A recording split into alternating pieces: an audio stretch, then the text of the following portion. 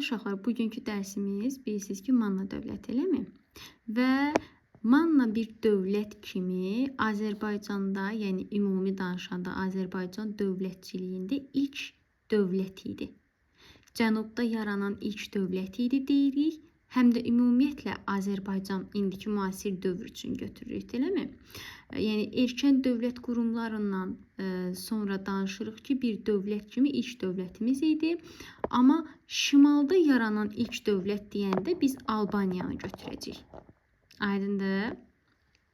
Deməli deyirik ki, erkən dövlətlər zəifləyir, süqut edir və artıq Urmiya gölü hövzəsində xırda vilayətlər meydana gəlirdi. Artıq, yəni belə deyək də, bu vilayətlərdən danışırıq. Bu vilayət Manna dövlətinin, belə deyək, yavaş-yavaş bir dövlət kimi formalaşmasına gətirib çıxardacaqdı. Və deyir ki, bunlardan ən güclüsü Zamua vilayəti idi və biz bu Zamua vilayətinə Lulubim ölkəsi deyəcəyik. Yəni əvvəllər burada Lulubilər məskunlaşmışdı.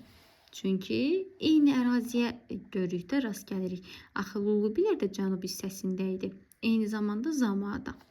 Daha sonra biz danışırıq, deyirik ki, bu vilayətlərin güclənməsindən belə deyək, istifadə edən qonşu dövlətlər hücum eləyirdi.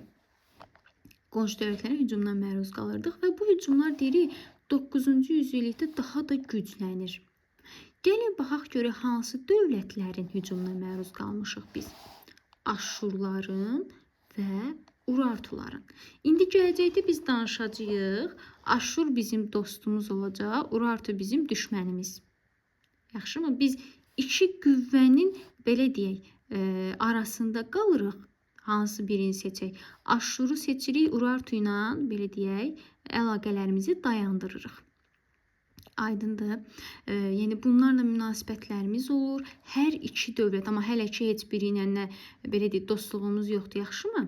Hər ikisi ilə hal-hazırda bizim bir düşmənçiliyimiz var və yadelli basqınlarına məruz qalırıq. Daim bunlar tərəfindən talanlara məruz qalırıq. Şəhərlər yandırılır, tutulur və s. və ilaxır. Sonra deyirik ki, birləşmə prosesində deyirik Zamua hakimləri çox böyük rol oynayırdılar. Yəni istər könüllü, istərsə də zor gücü ilə bu vilayətləri birləşdirirdilər. Və nəhayət, bura qədər danışdığımız hissə, qızlar, dövlətə qədərki prosesdir. Və artıq 9-cu yüzillikdə və bu arada yüzilliklə əsr eyni sözdür, yaxşı mı? Eyni mənaya gəlib çıxır. İstəsəz deyin 9-cu əsrdə, istəsəz deyin 9-cu yüzillikdə Manna dövləti meydana gəlir. Bəli. Və biz Mannanın adını ilk dəfə eradan əvvəl 843-cü ildə Aşur mənbələrində görürük. 3-cü Salmanasarın mənbələrində görürük. 3-cü Salmanasarın adını deyəsən çəkmir. Mən burada qeyd edirəm, sonra siz özünüz üçün qeyd edərsiniz. 3-cü Salmanasarın kitabələrində görürük. Aşur hökmdarı yazıb, amma hökmdarın adını verməyib. Hökmdarımızın adı oldu 3-cü Salmanasar. Və deyirik ki, həmin hökmdar, yəni 3-cü Salmanasar Zamua ərazisində Munna adlı tayfa ilə rastlaşıb. Baxın, bu yeni məlumatdır. Yadımızda qalsın. Munna adlı tayfa ilə rastlaşıb və qeyd edirik ki, Manna adı mənşəcə yerli adı idi. Yəni eyni şeyi təkrar edirik, Urmiya ətrafında deyirik olub. Yəni bu tayfalar Urmiya ətrafında cəmləşiblər. Bayaq da qeyd etmişdik. Gəlin indi biz dövlətin ərazisi və siyasi quruluşundan danışaq. Yenə demək olar ki, eyni sözü bəzi hissələrdə təkrarlayır. Bayaq nə demişdik? Cənub Azərbaycan demişdik. Urmiya zaten haradaydı qızlar? Cənub Azərbaycandaydı, elə deyil? Aha. Deməli, İradə, Urmiya hövzəsində Lulubinin adını çəkdim mən bayaq. Başqa hansı tayfalar var idi? Su və Türkiyə. Cənubunda. Aha, cənubunda bəli. Bəs cənub şərqində? Aratda. Cənub qərbində? Kut. Kuti, afərin. Bəli. Gəlirik indi dövlətin ərazisi və siyasi quruluşundan danışırıq. Deyirik ki, indiki Cənubi Azərbaycan ərazisi idi və dövlətin paytaxtı İzirtu idi. Sonra qonşuları Urartu idi, Assuriya idi. Baxın, Assuriya, Urartu bayaqlarımda deyirdik, hər iki dövlət belə deyək, Manna ilə düşmənçilik münasibətində idi. Mannaya hücum edirdi. Eləmi? Gəlin qonşuları ilə tanış olaq. Baxın, bu Urmiya gölü görürsünüz də, Urmiya gölü və Cənubi Azərbaycan Araz çayı ilə ayrılır. Bu Azərbaycanın şimalı, bu Azərbaycanın cənubu, eləmi? Bəli. Baxın, paytaxtımız hara düşür? Hardasa cənub-şərqə düşür. Bu hissələrdə götürün İzirtunu və testlərdə paytaxtı soruşur. Burada diqqət edin. Sonra qızlar, keçən dəfə dediyim Dünənlərim Aşşurun ərazisi ilə tanış olduq, eləmi? Dəcə və Fərəd çaylarının arasında Aşşur, Akkad, Babil, Şumer, iki çay arası dövlətləri. Elədir ya yox? Yadımıza düşdü? Afərin. Və Urartu. Yəni hər iki dövlət 9-cu yüzillikdə Mannaya hücum edirdi.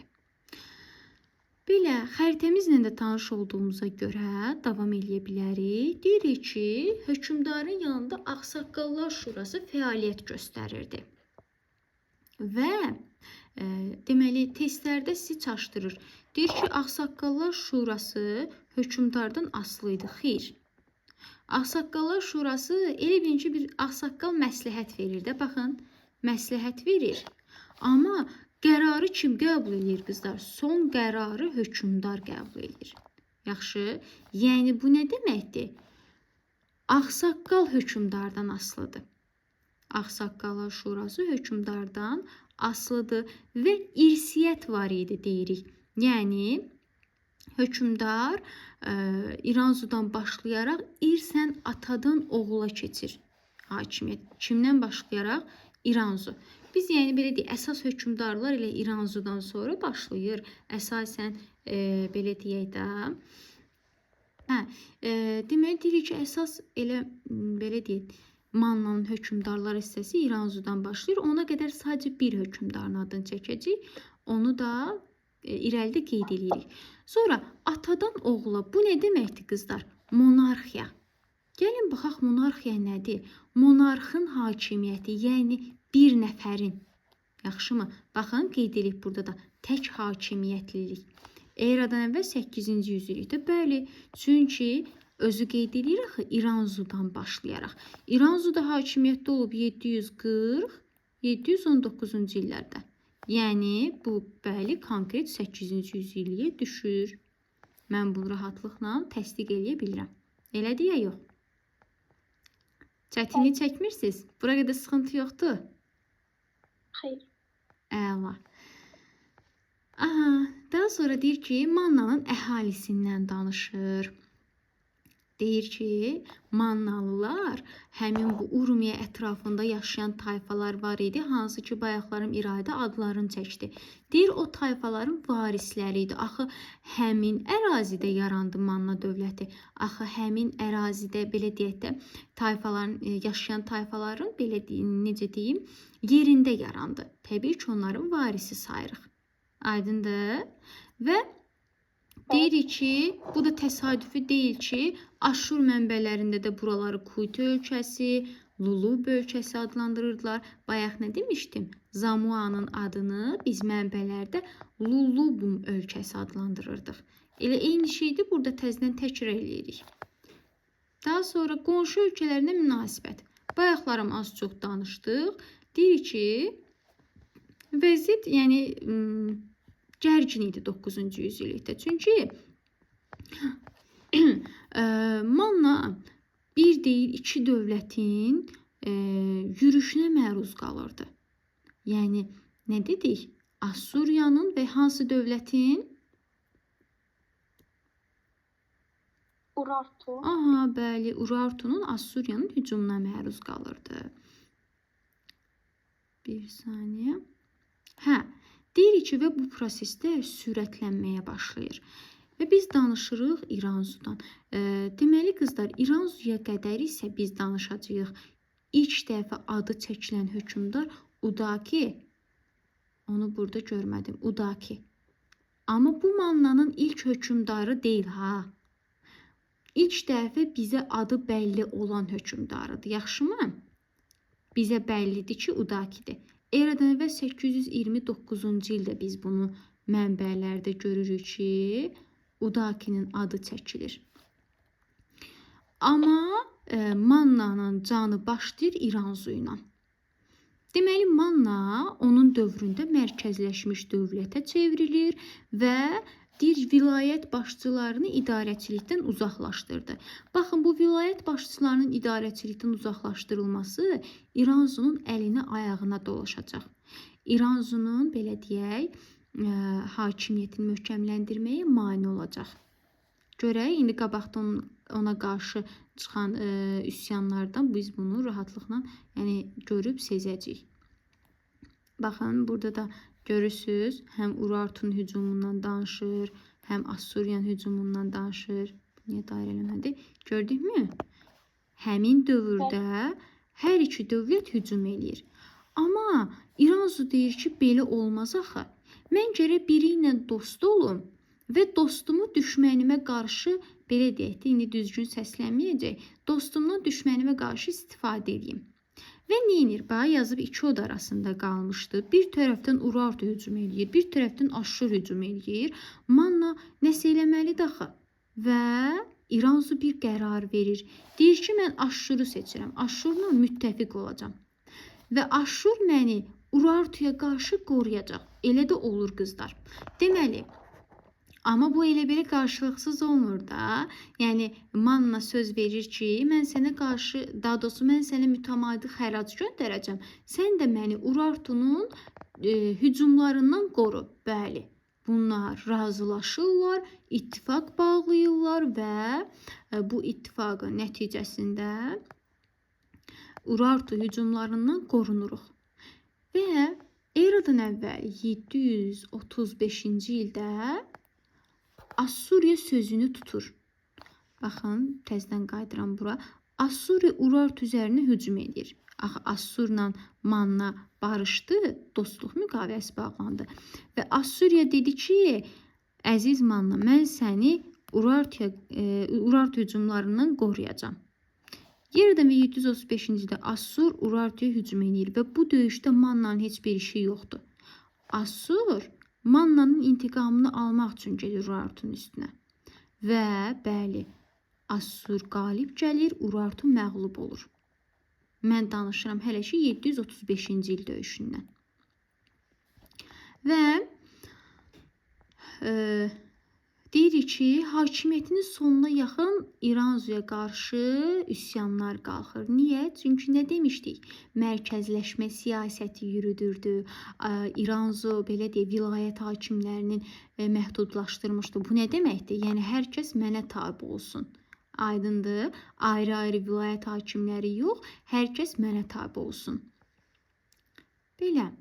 Və qızlar, bu hakimiyyətin sonuna yaxın, yəni eradan əvvəl 719-cu ildə Şuandahul və Durdukka şəhərlərində İranzuya qarşı üsyan qalxır və İranzu 2-ci Sarqonun köməyini alır. Axı, 2-ci Sarqon kimdir? Assur hökmdarıdır. Onlar ittifaq bağladılar axı.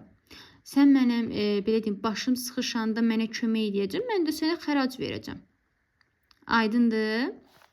Və nə deyirik? 2-ci Sarqon deyir ki, aha, bəli, mən sözümə sadiqəm, gəlir, nə olur? Üsyanı yatırır. Üsyan yatırılır və amma 2-ci Sarqon bir səhv iş görür. Əhalini özü ilə, belə deyək, Man əhalisini özü ilə götürür, Assuriya aparır. Bir köç prosesi olur burada. Bu da əhalinin narazılığı ilə qarşılanır. Bura qədər mən danışdım İranzunun hakimiyyətindən. İndi danışıram Azadan. Aza eradan və 718-716-cı illərdə hakimiyyətdə olub, cəmi 2 il. Və Aza, belə deyək, atasının siyasətini yeridirdi. Yəni atası Assur meyilli idi, eyni zamanda Azza da Assur meyilli olub, yaxşımı?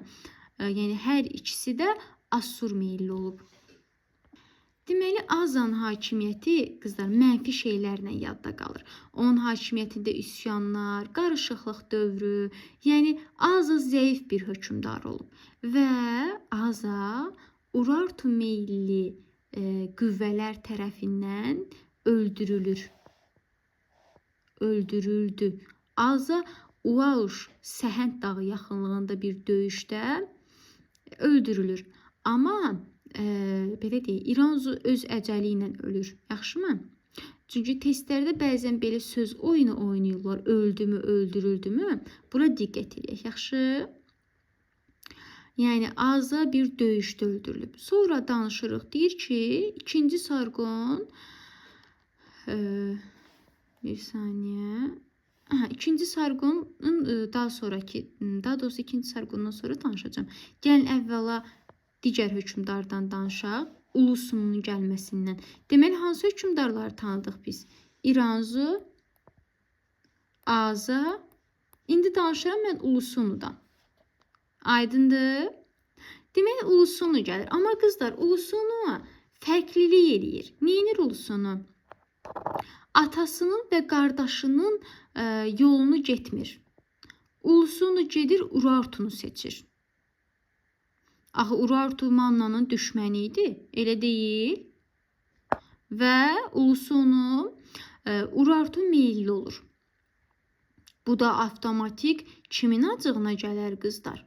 Assuriyanın acığına gələr ki, sən müqavilə bağlamışıq, bunu pozursan. Aydındır və neynir? 2-ci Sargon sən yəni öz başınasanmı?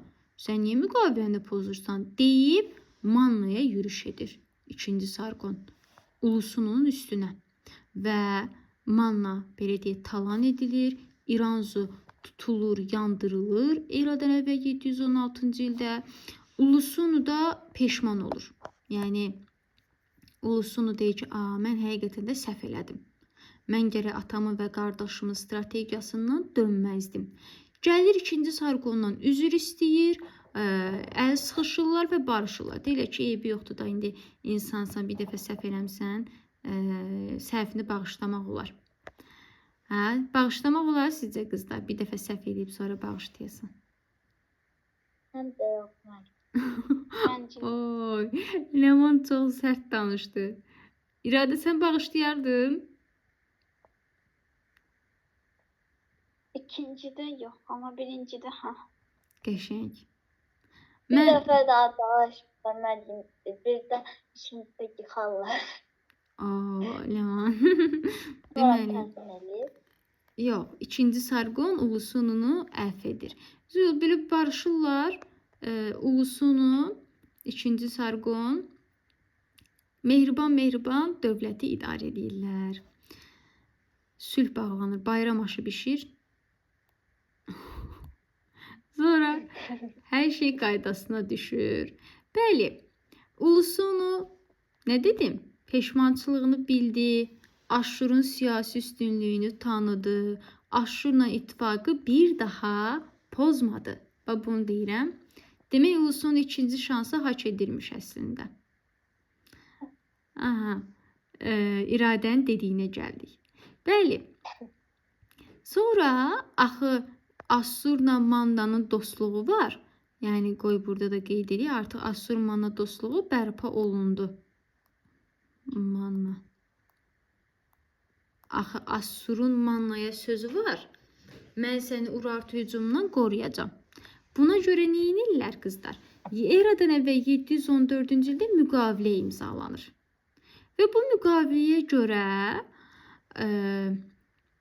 2-ci Sargon deyir ki, mən bu belə deyim, Urartunun ayağını tamamilə Mannadan yığışdırmalıyam.